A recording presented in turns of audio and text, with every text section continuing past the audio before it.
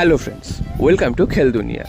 গতকাল তোমাদের জানিয়েছিলাম মোহনবাগান কিন্তু ভবিষ্যতে দল তৈরি করার জন্য এখন থেকেই জুনিয়র প্লেয়ারদের ওপর নজর রাখছে। তো বেশ কিছু জুনিয়র প্লেয়ার মোহনবাগান কিন্তু সই করাতে শুরু করে দিয়েছে। তো সেরকমই কিন্তু গতকাল তোমাদের যে প্লেয়ারটির নাম জানিয়েছিলাম তিনি হচ্ছেন সালাউদ্দিন। তো এই প্লেয়ারটিকে মোহনবাগান সই করিয়ে নিয়েছে। তো এবার কিন্তু মোহনবাগান আরও 2-3 জন প্লেয়ারকে প্লাস কোচকেও কিন্তু সই করিয়ে নিয়েছে। তো এটা কিন্তু মোহনবাগানের ভবিষ্যতের প্ল্যানিংয়ের জন্যই তৈরি করছে এই দল, কারণ সামনে মোহনবাগান কলকাতা লিগ এবং ডুরান্ড কাপ খেলবে, সেগুলো কিন্তু এইসব প্লেয়ার দিয়েই খেলবে এবং এইসব প্লেয়ারগুলো কিন্তু মোহনবাগানের খুবই গুরুত্বপূর্ণ ভূমিকা পালন করবে আগামী দিনে, কারণ এই প্লেয়ারগুলি সিনিয়র দলে খেলবে বা নিয়মিত আইএসএলেও খেলবে। তো তাই জন্য এখন থেকেই মোহনবাগান এই প্লেয়ারদের বা কোচদের নিয়ে এসে কিন্তু একটা রিজার্ভ দল বা ভবিষ্যতে যাদের তারকা উঠে আসে সেই ব্যবস্থা করছে। তো গতকাল কিন্তু একজনের নাম জানিয়েছিলাম, তো আজ কিন্তু আরও 2-3 জনের নাম জানা যাচ্ছে। সেটা হচ্ছে সায়ন দাস, তাকেও কিন্তু সই করিয়ে নিয়েছে মোহনবাগান। তিনি কিন্তু ইউনাইটেড স্পোর্টস থেকে সই করেছেন মোহনবাগানে। ইউনাইটেড স্পোর্টসে দুর্দান্ত ফুটবল খেলেছেন লাস্ট মরশুমে এবং তাই জন্য কিন্তু তার পুরস্কার স্বরূপ তিনি মোহনবাগানে তাকে চুক্তি করা হয়েছে তার সাথে।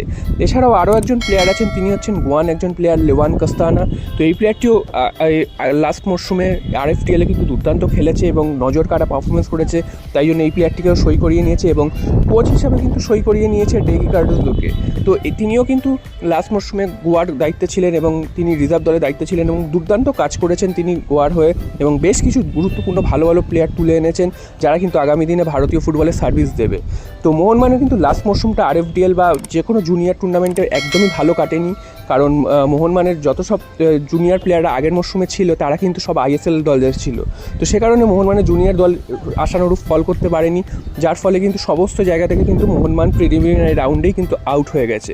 তবে এবার কিন্তু মোহনবাগান সেটা কিন্তু কোমর বেঁধে নামছে যাতে এরকম ফল আর না হয় এবং এই প্লেয়ারগুলোই তো ভবিষ্যতে খেলবে, কারণ তোমরা দেখেছো যে আগের মরশুম থেকে কিন্তু বেশ কিছু প্লেয়ার উঠে এসেছে, যেমন কিয়ান নাসিরি ছিল, ফারদিন আলী মোল্লা ছিল, অভিষেক সূর্যবংশী ছিল, আমনদীপ ছিল। তো এই প্লেয়ারগুলো কিন্তু এই মরশুমে দুর্দান্ত আইএসএলে পারফরমেন্স করেছে। তবে লাস্ট মরশুমে যেহেতু খারাপ ফল করে, তাই জন্য মোহনবাগান কিন্তু জুনিয়র দল নিয়ে এখন থেকেই ভাবনা চিন্তা করতে শুরু করেছে এবং এটা কিন্তু দুর্দান্ত দল তৈরি করার চেষ্টা করেছে। তো এই প্লেয়ারগুলো লাস্ট মরশুমে আরএফডিএল বলো বা জুনিয়র লিগ বলো সমস্ত জায়গাতেই কিন্তু নজর কাড়া পারফরমেন্স করেছে, তাই জন্য মোহনবাগান কিন্তু এই প্লেয়ারদের তুলে নিয়েছে। এটা কিন্তু ভবিষ্যতের পরিকল্পনা করছে মোহনবাগান এবং যাতে অন্যান্য দল থেকে মানে দামি প্লেয়ার তুলে না এনে যে নিজেদের দল তৈরি করা, এটা কিন্তু একটা ভালো দিক।